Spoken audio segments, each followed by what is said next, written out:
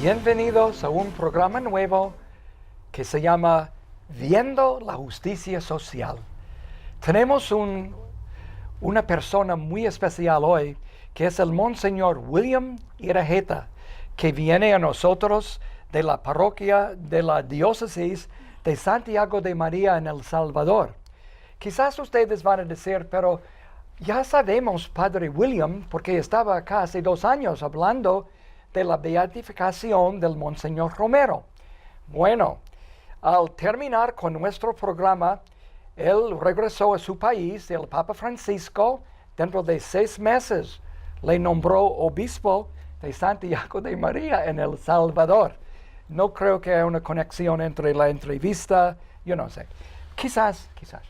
Lo importante es que hoy el Monseñor está de nuevo aquí con nosotros, porque va a Roma para pasar esta fiesta grande de la canonización de su santo, de nuestro santo, Óscar Arnulfo Romero, el mártir y el pastor de San Salvador.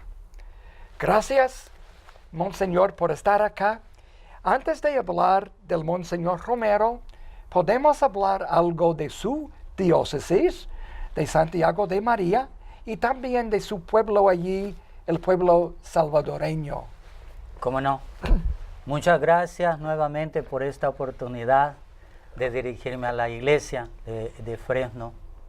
Gracias por esta oportunidad de hablar de este gran hombre, santo. La diócesis de Santiago de María está situada en el oriente del país. Fue desmembrada de la diócesis de San Miguel, que antes era todo el oriente, una diócesis inmensa.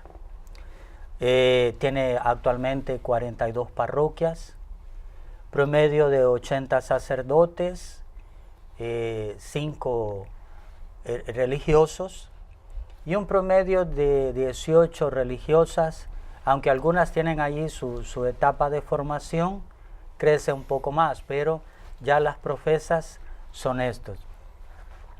La diócesis de Santiago de María es la diócesis donde nació Monseñor Romero. ¡Wow! Es una cosa hermosa.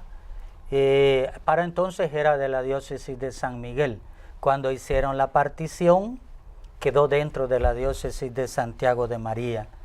Es una diócesis de gente sencilla que vive su fe, busca vivir su fe. Y por eso es importante. Tiene en su corazón al beato y busca imitar en gran parte la vivencia de su fe. Le ama y es consciente de esta situación. Por eso también para mí es una alegría estar en esta diócesis. Yo soy originario de la arquidiócesis de San Salvador, la diócesis donde fue martirizado el beato. Y hace 2 años, 7 meses prácticamente que fui nombrado obispo para esta diócesis. Entonces, Dios siempre me tiene ligado a la historia de este beato. Ay, sí. Y para mí es una alegría, pero también un desafío para buscar vivir como él vivió. Otra persona que estaba con usted la última vez, el Monseñor Rafael Urrutia. ¿Puedes hablar de lo que el Monseñor está haciendo? Porque parece que hay 3,800 salvadoreños que él tenía que preparar para ir a estar con usted para la canonización. Sí. Monseñor Rafael Urrutia, decir que la iglesia en El Salvador siempre creyó en la santidad de Monseñor Romero. Y por eso Monseñor Arturo Rivera Damas, arzobispo en aquel entonces, le mandó a estudiar al entonces padre Rafael Urrutia, Derecho Canónico con especialización en causas de los santos. ¡Ay! Y a la llegada, ya desde 1987, comenzaron todo este trabajo. Entonces, el trabajo de Monseñor Rafael Urrutia en cuanto a la canonización comenzó en 1987. Ahora Dios le ha permitido ver la conclusión de su trabajo. Fue una cosa hermosa ya saber la beatificación. Y ahora, después de la beatificación, el Santo Padre tuvo a bien para llegar a la canonización. El Santo Padre pudo obviar el milagro, pero pidió enfáticamente que hubiera un milagro para la canonización y que fuera un milagro después de la beatificación. Así es como ahora surgió este milagro que se instruyó y nos ha dado el paso a la canonización. Entonces el mismo Monseñor Urrutia ha tenido en sus manos ese trabajo. Ya fue un trabajo enorme preparar la beatificación. Y ahora ya van 3 meses de preparación de todo este trabajo, organizando para que se inscriban los peregrinos, todos los detalles, todos los elementos que tenemos, la estampa con la foto del beato y atrás la oración, la preparación de las homilías ahora que puede ser escuchada a MP3, como en un MP3 se puede ser escuchado, un trabajar enorme preparando todos los materiales para que no tengamos turistas sino peregrinos. Y cuando alguien llega como turista, buscamos que se convierta en peregrino, en la perspectiva del santo. Entonces, Monseñor Rafael está todavía en estas cosas. Él saldrá para Roma el 9 de este mes, junto con el resto del equipo. ¿Se puede quizás, Monseñor, hablarnos algo del ambiente en este momento tan histórico en el pueblo salvadoreño y la iglesia salvadoreña que no puede ir donde Roma? ¿Qué hay de espíritu allí? ¿Qué hay? Yo creo que vale la pena aclarar que como conferencia episcopal nosotros le pedimos al Santo Padre de la canonización y que de ser posible fuera en El Salvador. Exactamente porque Monseñor Romero es el santo de los pobres y para que los pobres pudieran tener acceso le solicitamos eso, pero quedaba en las manos del Santo Padre. Y hay que reconocer que lo está canonizando junto con el beato Pablo VI, que ya les han llamado los santos del concilio. Esto es muy importante. Entonces, además que la beatificación es poner a la persona como modelo de vida en la región, pero la canonización es ponerlo de modelo de vida para el orbe, para el mundo. Por eso tiene también un gran sentido de que sea en Roma. Y sí debo de decir que hay gente pensionada que ha hecho uso de su dinero de la pensión para poder ir a Roma. Entonces, allá en El Salvador hay que reconocer también que el beato es la persona más amada en el país, pero también la más odiada, porque es un santo controversial. Pero con todo eso, allá en el país, en este momento, hay un ambiente de alegría. Se ha preparado de manera tal que en cada parroquia el sábado 13, se tenga vigilias. En las parroquias para esperar, porque en El Salvador será a las 2 de la madrugada cuando comience la misa, donde será el rito de canonización, que en Roma será las 10 de la mañana. Entonces, allá hay un ambiente preparatorio, hay 3 lugares ya específicos, la catedral, la Plaza del Divino Salvador y el Hospitalito La Divina Providencia, donde él fue martirizado. Ya están preparados los espacios para realizar allí vigilias, con preparación cultural, de oración y de disponibilidad para vivir aquello de manera tal que deje el mayor fruto posible. Y la conferencia episcopal en pleno, vamos a Roma. Nos duele no estar con el pueblo, pero es una cosa que también para nosotros de importante de estar en comunión con el Santo Padre en este momento. Y para Roma se han inscrito 3.800 entre sacerdotes, obispos y laicos salvadoreños que están en diferentes partes del mundo. Monseñor, usted va a estar acá de vuelta después de Roma en Delano, en nuestra parroquia de Nuestra Señora de Guadalupe, con su amigo el el padre José Miguel Campos. Campos, sí. ¿Puede hablar algo de su amistad con este sacerdote nuestro tan amigo, tan amistoso, y lo que va a hacer usted el día 21 de octubre? Sí, con el padre José Miguel Campos nos conocimos en el seminario Ay, San José de la Montaña. Fuimos compañeros de estudio. Y desde entonces, junto con el padre Renato Sánchez, creamos una fraternidad sacerdotal, le llamamos la comunidad sacerdotal que tenemos, y desde entonces la cuidamos, buscamos tener 1 o 2 días de retiro al año juntos, siempre.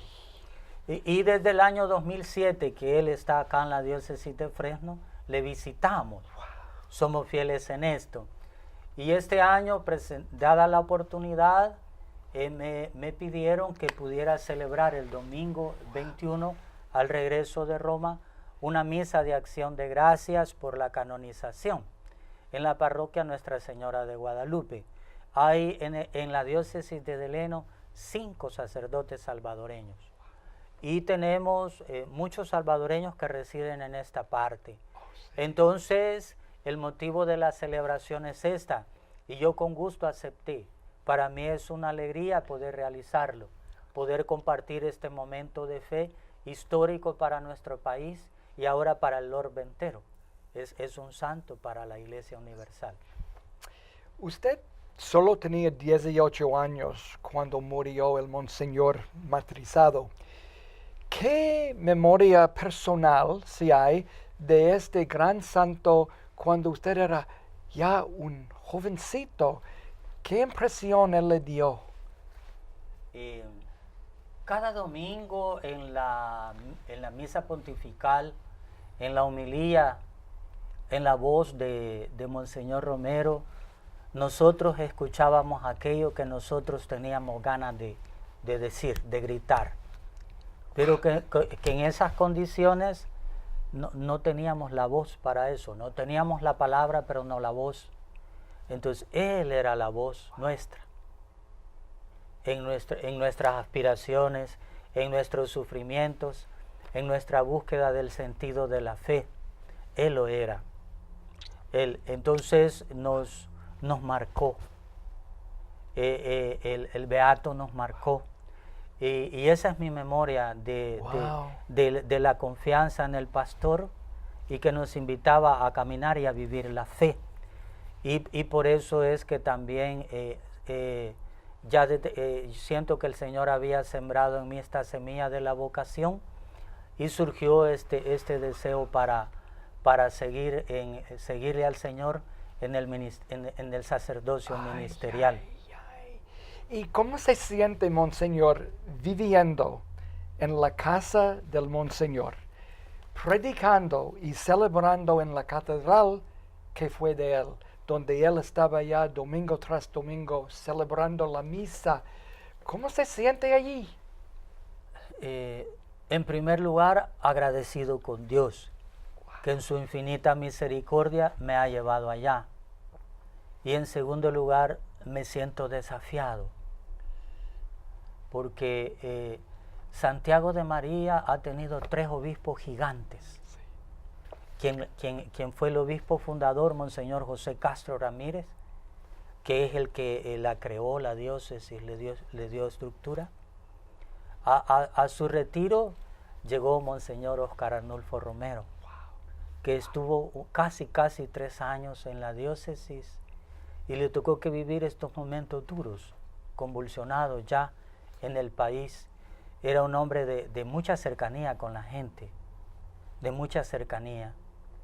Y Monseñor Romero fue un hombre muy cercano con la gente desde siempre, casi desde niño, cosa que le marcó para toda su vida como sacerdote y luego también como obispo. Entonces eso, y luego a su partida para la arquidiócesis de San Salvador, llegó a la diócesis de Santiago de María, Monseñor Arturo Rivera Damas. Entonces, estar en esa casa, estar en esa catedral, llena de alegría, de esperanza, pero también de desafío para poder responder a las necesidades de la Iglesia, en estas nuevas condiciones como ellos buscaron hacerlo, como ellos lo hicieron. Hablando Monseñor Rivera y Damas, que fue salesiano, Sí. que yo fui salesiano ¿Cómo también, no? así lo tengo memoria de este gran salesiano. Me dicen que fue el único de los obispos que realmente fue a la funeral del Monseñor, que había como, era tan, la gente tan Sí. con tanto conflicto sobre su muerte y sobre lo que hacía, pero Rivera y Damas, Sí. fiel al Sí. Monseñor. Siempre fueron muy cercanos y de confianza. El ministerio episcopal de Monseñor Romero generó divisiones en la conferencia episcopal, fuertes, que se manifestaron hasta en el día del sepelio, del funeral. Fue miles de gentes ese día allí en el funeral y estuvo solo él. Habían serias dificultades con la gente que estaba en el gobierno. Era un momento tenso verdaderamente. Mi hermano mayor y mi cuñado lograron participar de este momento y ellos me contaron también las cosas que se vivieron. Pero sí, en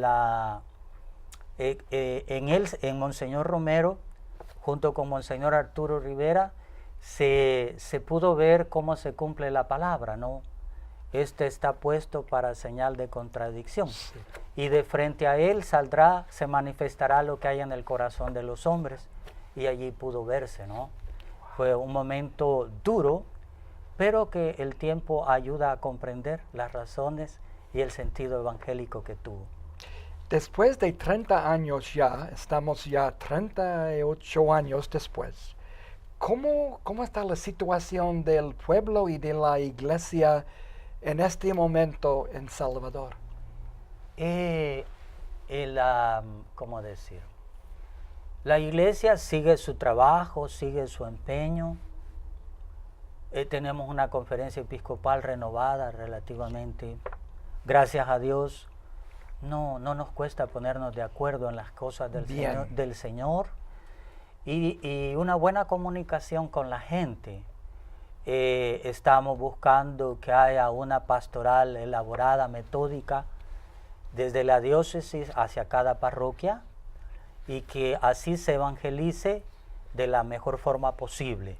Estamos en este momento muy fuerte y hoy en este momento hay un gobierno de izquierda, para aquella época era de derecha, todo tiene sus bemoles ya. Y es un momento así, estamos en un momento, ya se acaba de abrir la campaña electoral para elecciones presidenciales, entonces es un momento transicional en ese sentido, pero sigue habiendo mucha pobreza, pero la gente ha crecido en conciencia y en el sentido de fe. Eso es muy importante verlo. Y por eso necesitamos vivir más la fe, la fraternidad, más la caridad. Hay un poema que yo leí hoy mismo, pero es del Monseñor Pedro Casadalia, un amigo del Monseñor, y él lo escribió pronto después del martirio de su amigo sí. Oscar Arnulfo Romero. Quizás usted puede compartirlo porque para mí es algo tan profundo de lo esencial del Monseñor, de su santidad. Sí. El 25 de marzo es la fiesta de la Anunciación. Entonces el 24 era la víspera de la Anunciación. Y es en ese contexto en que sucedió el martirio de un lunes 24 de marzo, es lo que sucedió el martirio del Beato. Y Monseñor Pedro Casaldáguila le escribió este poema. El ángel del Señor anunció en la víspera. El corazón del Salvador marcaba 24 de marzo y de agonía. Tú ofrecías el pan, el cuerpo vivo, el triturado cuerpo de tu pueblo, su derramada sangre victoriosa, la sangre campesina de tu pueblo en masacre, que ha de teñir en vinos de alegría la aurora conjurada. El ángel del Señor anunció en la víspera, y el Verbo se hizo muerte, otra vez en tu muerte, como se hace muerte cada día en la carne desnuda de tu pueblo. Y se hizo vida nueva en nuestra vieja iglesia. Estamos otra vez en pie de testimonio. San Romero de América, pastor y mártir nuestro. Romero de la paz casi imposible en esta tierra de guerra.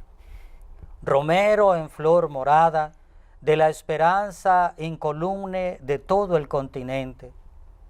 Romero de la Pascua latinoamericana. Pobre pastor glorioso, asesinado a sueldo, a dólar, a divisa. Como Jesús por orden del imperio, pobre pastor glorioso abandonado por sus propios hermanos de báculo y de mesa. Las curias no podían entenderte. Ninguna sinagoga bien montada puede entender a Cristo. Tu pobrería sí te acompañaba, en desespero fiel. Pasto y rebaño a un tiempo de tu misión profética. El pueblo te hizo santo. La hora de tu pueblo te consagró en el Kairos. Los pobres te enseñaron a leer el Evangelio. Como un hermano herido por tanta muerte, hermana, tú sabías llorar solo en el huerto.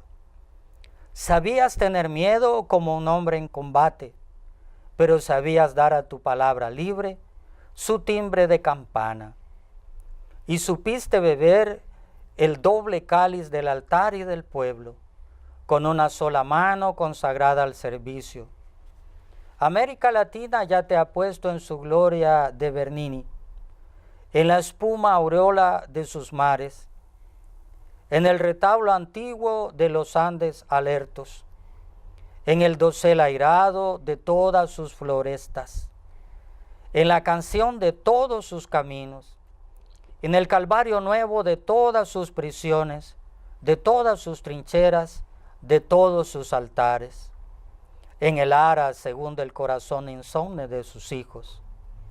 San Romero de América, pastor y mártir nuestro, nadie hará callar tu última homilía. Estupenda. Hermoso. Estupendo. Hermoso, ¿eh?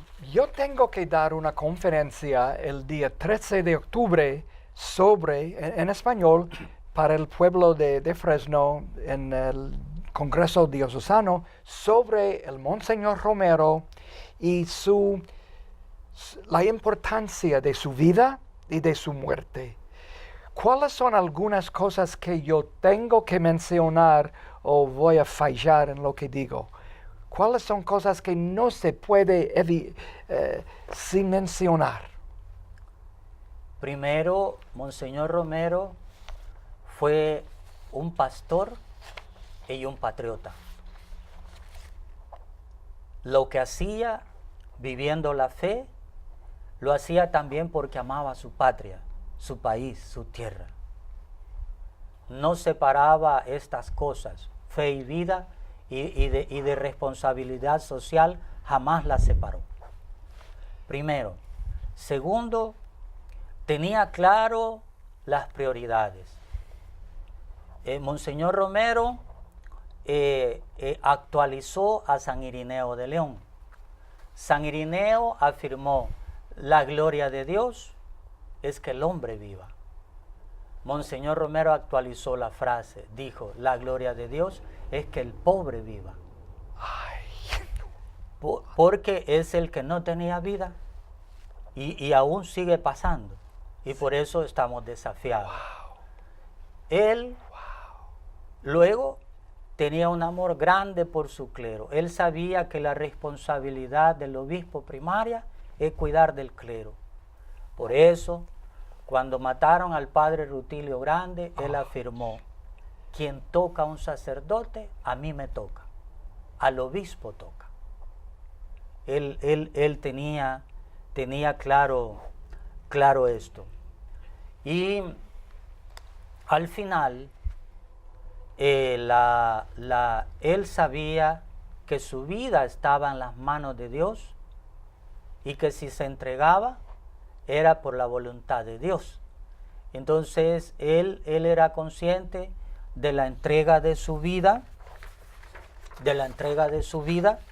para la obra de Dios, que para él también era la obra de la patria. Entonces estos son hechos determinantes.